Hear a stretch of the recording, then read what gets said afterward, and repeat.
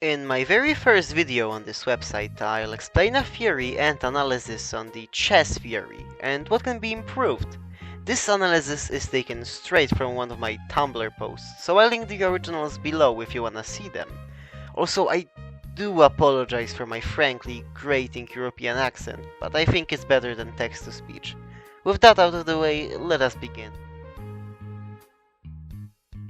A popular theory in Deltarune is the chess theory, the concept being that the main Dark World villains are based off of chess pieces and how they work, from highest to lowest value. Starting with chapter 1, we have the king, who is worth infinite pawns. He sits isolated in his castle and only attacks when provoked. He has very slow movement. Later on in chapter 2, we have the queen, who is worth 9 pawns. She is very mobile and goes wherever she wants. She combines the movement of a rook and a bishop, but can't imitate a knight piece. These are the confirmed villains. Now we move on to theory territory. In chapter 3 we have the rook, who is worth 5 pawns. Rooks usually appear halfway through a chess match and need a pawn to move, so they can move. In chapter 4 we have a bishop, who is 3 pawns value or 3.5 pawns value. Bishops are very mobile and versatile and usually get moved right at the start. In chapter 5 we'll get a knight, who is 3 pawns value. Knights are very mobile and can straight up ignore and jump over other pieces. In chapter 6 we'll have a pawn, who is worth 1 pawn. Pawns follow commands and presumably the pawn is the vessel. Also in chapter 7 we might fight against the chess player himself, who I believe is hideous-er, of course. Before we begin, I would like to say something that nobody brings up and it really ticks me a lot. It's that in chess there is one king and queen, but there are 2 rooks, bishops and knights. I believe that chapters 3 to 5, which, are releasing alongside each other, will have 2 main villains. 2 rooks, 2 bishops, and most importantly, 2 knights. Let us start with chapter 3. I believe that Tenna will be the main villain alongside either Mike or someone new. Our rookie is a new recruit, an apprentice if you will. Also, to rook somebody means to defraud or swindle someone.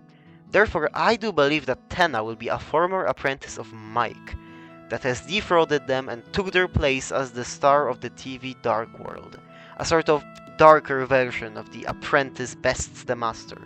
Alongside Tenna, I believe there will be another main villain, another one of Mike's rookies, possibly a sort of movie director / writer character, working behind the scenes while Tenna is the public star.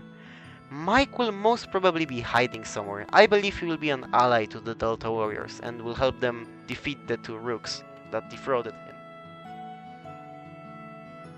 Continuing, chapter 4, which I suspect to be located in the church, will have 2 bishops. Now, chapter 4 is the biggest shot in the dark here.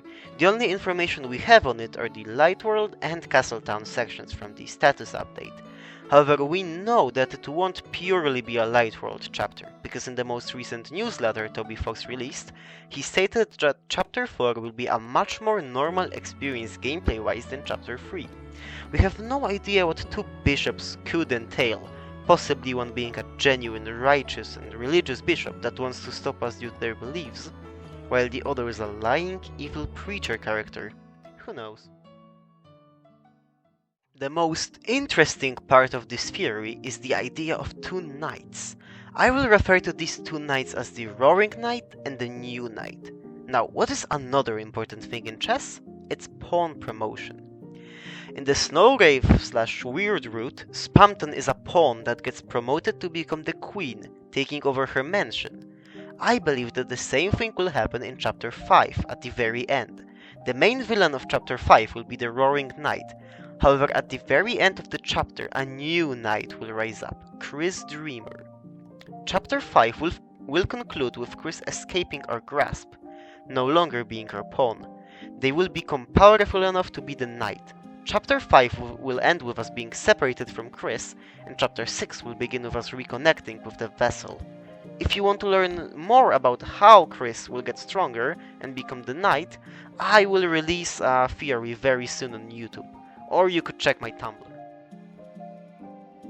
Also, if we bring Chapter 7 into account here, I do believe that the main villain of Chapter 7 will be the chess player, which I believe is W.D. Gaster, of course, our beloved Fury fodder. Now let us move on to the behavior of the villains, since both King and Queen behave very similar to their respective chess pieces' movement. Now, what could the future villains' behavior be? First of all, the rooks are most probably going to be preceded by a Lightner, a pawn that is influenced/controlled by them. Most probably Toriel, Asgore or Undyne, someone new that's gonna appear in the Chapter 3 Dark World. Rooks only start playing a major role about halfway through a chess match, but are the most important pieces when it comes to the end of the match, the checkmate if you will. I bet they will pack a punch.